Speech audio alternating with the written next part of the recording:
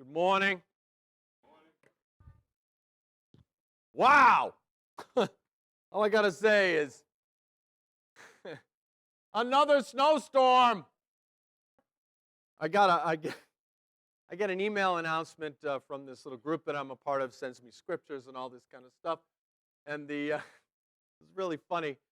They're based in New York, and the title of the little emailer said, "Winter Schminter, here are some links." I thought it was so funny because, I mean, what are we going to do? This is where we live. This is what we signed up for. So it's just amazing. Have you been watching the Olympics? Yeah? Yeah? I still don't understand that whole curling thing. Isn't that strange? That's such a strange sport. Who thought of that? Who said, okay, here's a fun idea. Let's take this giant hockey puck and come out. I mean, the broom thing is what sort of ends it for me. I don't understand this. It's bizarre. I mean, I could see if, like, a big guy picked it up and threw it, or maybe they hit it with a stick, but what's with this? It's just strange. It's just strange. But I love the downhill, and I love all the, the what do they call that? The skeleton? I don't know why do they call it the skeleton? Yeah, that's all that will remain. I don't understand why they call it the skeleton. Well, where is my friend Brian Farrell? There he is. All right, Brian, come on up here for a minute. And Francis, I know this is ridiculously impossible, but come on up here and we'll see what happens. Come on. Don't be afraid. Just so you know, my son and his wife have been away the whole weekend, so if we're a little twitchy, you'll know why. They look sweet. But we've learned two things. One, never, ever, ever feed them after midnight. Oh, this is crazy. Okay, so my brother Jim Callanan, too, who I think is plowing. I don't know where he is, but I think he's plowing. He's probably in a snowdrift somewhere. I gave Jim and Brian and a couple of other guys a little assignment this week, and I thought it would be interesting to hear what they had to say. Let me tell you what the assignment was. The assignment was to just ask somebody random what their favorite color was. No. To just ask somebody random, do they go to church? And if they don't, why not? Not from the point of view of you wanted to get them to go. I know that sounds crazy, but just in a neutral setting, why don't they go? What is it about church that they have sort of said, I don't want to be there? Okay? So, Brian, take it away. Set it up. Okay. First, finding the opportunity to ask someone. Difficult, especially when you're in both the week. I don't normally run.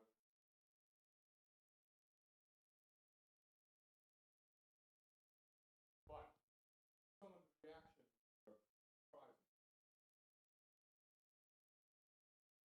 They went very. Initial one was an older gentleman who had just got a heart attack. On for quite a while in the room about the last thing he had saw was the paddles coming down, and so I just waited, and then I asked him if maybe he had had a spiritual awakening, and maybe did it bring you back to church or anything? And the vacant look spoke thunderous words and just ignored me as if I had said nothing. So I left it alone. Another guy I asked, it would happen during coffee break, and I asked him, well, about church and if he's bringing his kids up in any faith. And yeah, his kids actually go to the Catholic Church school, but he doesn't go because, he drinks on Saturday night, and he can't get up and go to church. And the other persons were generally not too interested. Gratefully, I didn't get a lot of anger from it. But I will tell you, it was hard not to just want to jump on him and say, well, come on back. That was the most difficult. Very good. Thank you. I should have told the guy I drink on Saturday night too. I'm still here. I'll tell you what Jim Callanan said. He went to Home Depot. He was doing some work at my house, and I asked him to just ask somebody. So he asked, I think it was, the cashiers that kind of greet you and try to corral you in to come to the register. I guess there's something special they have there. But they, said, come on to our register. So he came over there and he said, so I got a question for you. He said, do you go to church? And he said there were 3 of them all together. And one by one, they were all maybe late 30s, women who were working, all had kids, and all of them said no. And he said, well, how come? And each one of them, it was a variety of different reasons, but primarily it had to do with it's just not a part of what they do, and getting up with the kids and that kind of stuff. I also asked Stephen Poore, and he and his wife are away for Valentine's Day this weekend, and he had asked somebody that he's known for a long time, somebody who grew up going to church, somebody who went basically their whole life, who doesn't go any longer, which is also an important person to ask. And he said that this person basically said, doesn't want anything to do with it. Doesn't go anymore. Doesn't want anything to do with it. Now, Fran, I wanted to bring her up because she had an interesting discussion this week with a group of ladies in our little town. In our little town, sounds like a song, in our little town, we have a historical society, right? Or as Brian Farrell calls it, the hysterical society. And their job is to preserve, now get this now, listen, to preserve the history of the town, okay? That's their job. And Fran somehow found herself a part of this committee, and the committee has come to some awakenings. So let's hear what Fran has to say. Well, I guess mostly one of the things that we talked about was what our mission was, our objective was for Historical Society. And I live in Dighton, so it's just a small town, and there's under 7,000 people that live there. And there's no place to go to learn about the history of our little town. And they have a building that they've bought years ago, and it's in disrepair. It really needs to be restored and repaired, and then it can start to function as a center of historical events in our town. And the ladies who have done it for the past 20 years in terms of taking care of this house, trying to get events going in the town, to teach people the history of the town.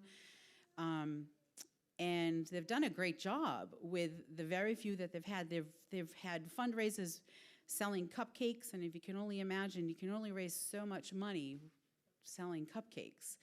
And they've volunteered themselves, and they've painted the outside of the building, but the last time it was restored was in 1968.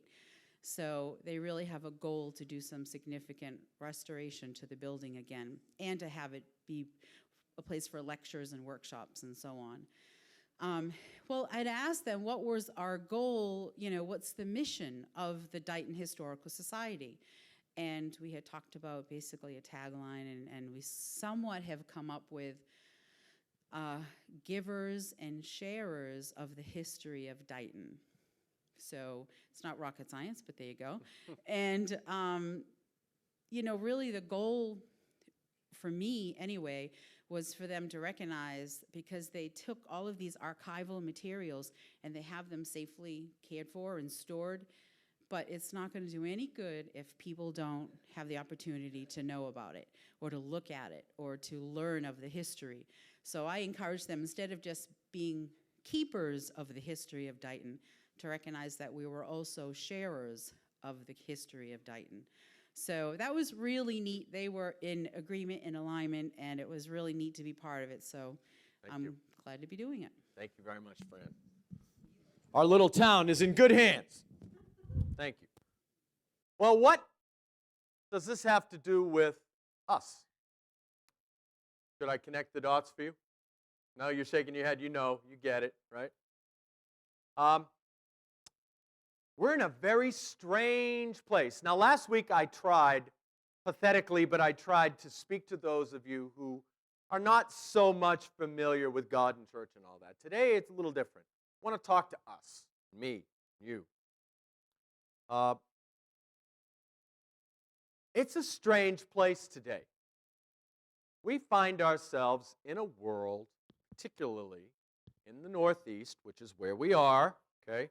We're not in Arkansas. We're in New England. We're in a suburb of Boston, okay? We find ourselves in a strange place. And that place is, best way to describe it is we don't have a whole lot of social gimmies anymore, okay? We're out here talking about something that most folks have dismissed. You realize that? It's not that they're anti, because no one's anti-anything except the guys on the radio. They're not anti. It's just not a part of, okay? And there's a reason. There's a lot of reasons, but it's just not a part of the weekly mental equation. They're consumed with other things. Choices they've made. Things that they think are important. Some are, some are not. There's always plenty of stuff you can use to fill the void. Okay, right? Right? You do the why. Soccer, soccer, soccer, soccer, soccer, soccer, soccer, soccer. Oh, did I mention soccer? Whole stinking state's drunk with soccer. Bob, when we were young, none of us played soccer. It's a strange place. We don't have,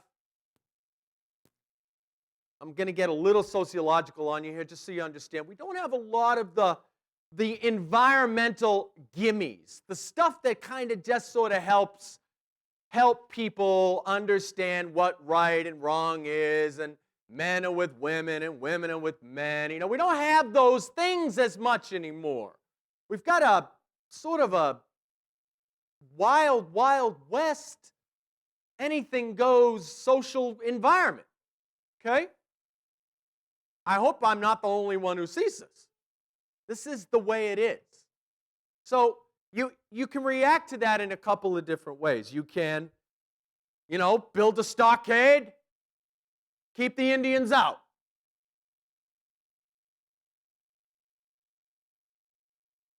You could head for the hills and give up all the land. Right? Or we can try to do and be something different. And I find this fascinating because God says, I don't want you to have any of those social freebies anyway. Because people have to make individual decisions to love me and obey me. It has always been that way. It will always be that way. The fact that your neighbors happen to go to church has never been valid in God's mind anyway. Right? It just made it easier. It just makes it easier if you can say 75% of the kids in the third grade go to church. That is not the case. My little grandson had to hear 75% of his little friends say God is a myth. You want to talk about an upside-down social setting, that's where we are. Okay? It doesn't mean that life was better then. If you were a woman or African American, life was not better in the 50s. It's just different. And it's something the church has to not bury its head on, not get all militant about, but it's more subtle than that. It's godly. It doesn't mean you don't say anything ever, which is, believe it or not, I know you think I'm a big mouth and I'm just this abrasive guy. I'm actually not like that out there. Okay? It takes a lot for me to say something. I sit in the same cubicles you sit in. I hear the same stuff you do. I'm around the same people you are. I watch the same garbage, well, not as much, maybe as you do, on TV. Okay, I turn it off. Can't take it. Sorry, American Idol, I can't take another crying female. I can't do it. Don't even get me started on Dances with the Stars, which I used to watch. And Fran, I'm sorry. I cannot watch this. We don't have any breaks, no social gimmies. We don't have that stuff anymore. We've got to be valid on our own. Wow. That means Matt Welch, Bob Reed, Brian Rebello, Brian Cook, Matt Linden, and so on have to be a valid option on our own. Do you know what that means? That means I'm the link. Uh-oh. World's in trouble. Think about it. Think about it. You're the link. My wife asks me the kinds of questions that only your wives can ask, that just get under there and just, they sting. She asked me this one years ago. She said, she asked me two. They were sort of back to back. One, are you happy? Two, would anyone want to follow God listening to you? She may not have said listening. She may have said living with you, being with you, around you. In other words, am what I'm giving off, I hate to tell you, but we all stink. We all give off a fragrance. You know that? Did I tell you the joke about the Nigerian guy and the taxi driver? Didn't tell you the joke? So my buddy's doing mission work. My buddy, Brian Farrell's got a great bunch of jokes. That's a different thing. My buddy's doing a mission work in Nigeria, and he's sitting in the back of a taxi cab, and they're trying to go from one place to the other, and he's like, man, this taxi driver, he smells. It's not Mansfield. They don't have, whatever it is, right? They don't have all that stuff. So he says, man, this guy smells. I got to get out of this. I got to get out of this cab. And the next thing he knows, he sees the cabbie kind of looking back, and he's got this foul look on his face. And he's like, what's the problem? He goes, get out. You stink. Funny joke. We all give off a fragrance. All of us. What this says is what we're supposed to give off. We're supposed to smell and look and act like God. That's a tall order. See, the folks here in this part of the world, in our Guatemala, if you will, right here, okay, they've heard it all. They've heard 300 years of preaching and teaching and singing, and they've heard it, right? 300 years of it. They've heard it all. This is the environment we're in. The stuff that we do, the block party and the Valentine's stuff and all that is just, I'm so happy. I'm so glad because we should have fun and love being together. We really should. It should be fun to be together. This is our family, right? This is our family. And that gives us a great opportunity. That's all. That's all it does. It just gives people an opportunity to walk in and say, you know what? That Linden guy, not bad. These church people, all right, not so bad. There was no human sacrifice. I always tell that to my guests. I said, yeah, we're going to have a sacrifice tonight. That's why I'm inviting you. Strangely enough, they still go. There are no magic bullets. There are no magic formulas. There's not 1 + 1. Throw out the church growth textbooks. I'm sorry, just burn them, okay? It doesn't work like that. It works person to person. Always has, always will, by divine ordinance. I can't change that. That's how it works. It's slow, it's tough, it's messy, but that's how it works. Doesn't happen in the classroom, doesn't happen right here, okay? It happens away from here, okay? It happens that precious 5 minutes after service when people are still hanging around and they're kind of standing there, and big old Mike Bailey comes over and gives them a handshake and a hug, and maybe not a hug, but a handshake, and says, hey, my name's Mike. You ever see kids make friends? How do kids make friends? How do kids make friends, Toby? maybe that's how you make friends. How do kids make friends? Thank you. This is what they say. Hey, Billy, you want to come out and play? Now, I know it sounds creepy. Craig says that. Sounds creepy. Okay? But that's it. Translate that to adult language. Hey, Joe, we're having some people over our house to watch the Super Bowl. You want to come over? That's, hey, you want to come out and play? What it is. We're building a house. Come over and write on my walls. How ridiculous is that? But how magical is that? How wonderful is that? You understand? That's it. That's it. Come plant a garden in my backyard in the middle of downtown Taunton, right? How ridiculous is that? But that's it. I hope you weren't expecting big theory, big blockbusting, technical sermon. It's just that simple. That's how I was led to Christ. Somebody on a college, did you ever wonder how people got here? How did Unique get here? I had a teacher in 9th grade English class who says, what do you think, I sleep in the blackboard? Because I always kind of wondered, maybe teachers live in the school. Did anybody else ever think that? I did. I thought, where do they come from?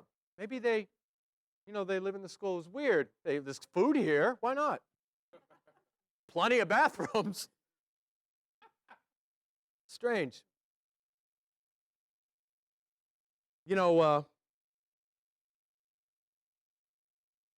It's just that simple.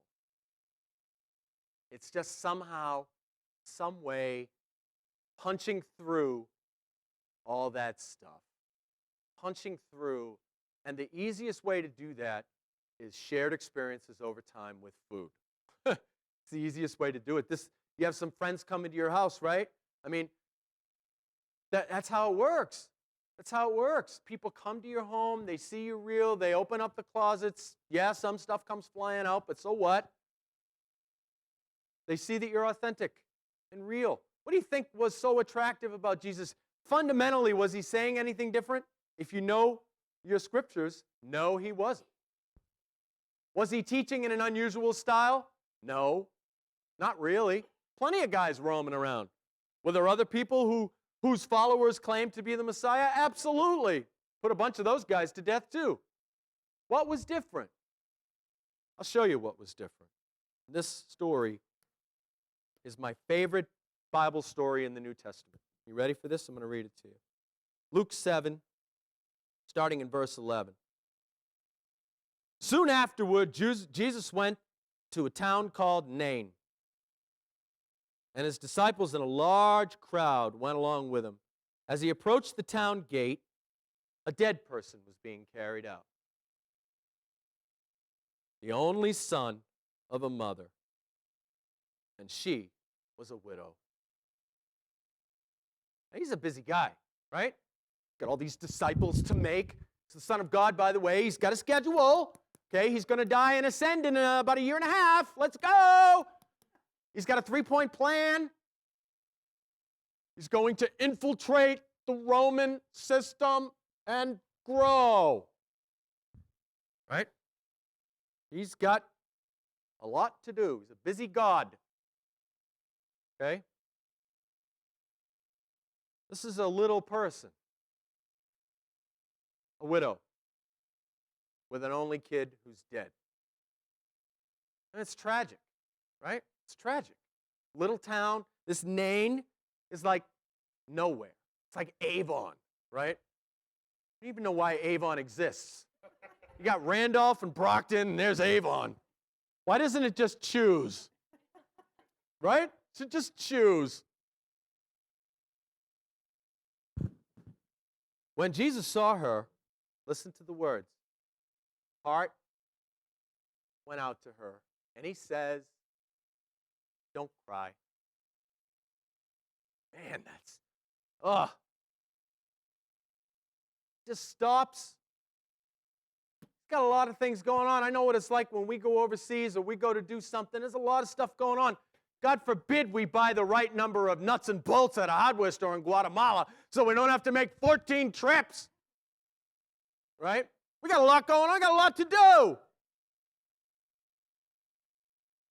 Just happens to be at this crossroads between life and him. I don't know what this is for you. I don't know if it's somebody that you happen to see on the supermarket or you hear something. You know, do you listen? Or is it like, got to get the milk and bread, got to get the milk and bread, snow's coming, got to get the milk and bread. I have never seen so many panicky people in my life yesterday. You'd think it was Armageddon out there. Like, you're from New England, you've seen the white fluffy stuff before, right? What's the problem? Hannaford's will be here tomorrow, I promise. Got to get the milk and bread. Here comes this widow. A little, funeral procession. An only son. A widow. You understand what that meant? Right? You understand what that means? That means something less than food stamps and WIC. It means absolute destitution, right? She's got nothing. She's got nothing. No husband. It's a patriarchal society. No husband, and her son is dead. He went up and touched the coffin. Those carrying it stood still. He said, young man, I say to you, get up. Dead man sat up and began to talk. Jesus gave him back to his mother. That's what you do with talking children. You give them back to their mother. That's what he does. They were filled with awe. Now listen, this is the magic. Yeah, it was an amazing thing for the woman and obviously for the son. Wow. Hey, I'm back. Listen to the other people. They were filled with awe and praised God. A great prophet has appeared among us, they said. God has come to help his people. Isn't that cool? See the connection they made? They didn't say, finally, someone who's preaching the truth. They didn't do that. Somebody who's got it right. That's right. That's right. That's right. That's right. That's right. God has come to help his people. Man, I want to be like that. I want to have that kind of impact. I've confessed with you before that when I've gone to Guatemala, I just feel so, I don't know, powerless in the face of such a place. You know? I've been on so many of these that you just want to, turn the whole place upside down. I want to take the president out of his little palace and have him come visit where you go. But, God, it's this little moment that's so powerful. And this is what will fill our building. Yeah, you know what? I love singing. I love it. And I love instruments. I don't care what we do. I don't. What I care about is that we touch the lives of people so they say, God is here. And he's come to help us. In the end, right? In the end, that's all that matters, is that people come out of here and have a changed life and have better relationship with their children and they're better employees and they're nicer to the people around them and they honor God and they keep his commandments, right? That's what ultimately matters. How that happens, I don't know. I don't know. I just know that this is how it's done. Right? I don't know the circumstances that you're going to be in that this moment will occur. Bob has been talking to me, probably anybody else will listen, but he's been talking about this service-focused lifestyle. Maybe that's it. Maybe it's, changing the seats around, or maybe it's, reorganizing how we do this and reorganizing how we do that. I don't know. But if it doesn't have this, what's the difference, right? Right? What do you need? I know what I need. I need friends. I need people in my life. I need God. That's what I want and need. Everything else points me there or distracts me, as Craig always says. One or the other. They want authentic. People need, we need, you need authenticity. Deuteronomy talks about how we're to take God's commandments and we're to impress them upon our children, right? Talk about them when we walk along the road, when we get up, when we lie down. What does all that mean? It means the way we live. That's right, Don. It means it's all around us. It's all around us. In a way, church should kind of just be the same as life. Shouldn't be a huge distinction. It should be, we're always given. We're always. And I'm not trying to make you feel guilty. I'm just trying to explain.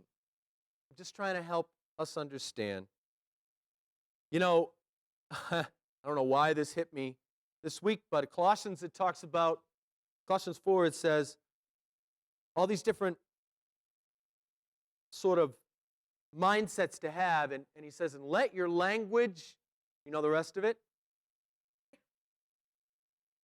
be full of grace and seasoned with salt. Just curious, just asking. Maybe it's the other way around. Maybe it's just loaded with salt. This is a little bit of grace. Now, you may say, well, how does that happen?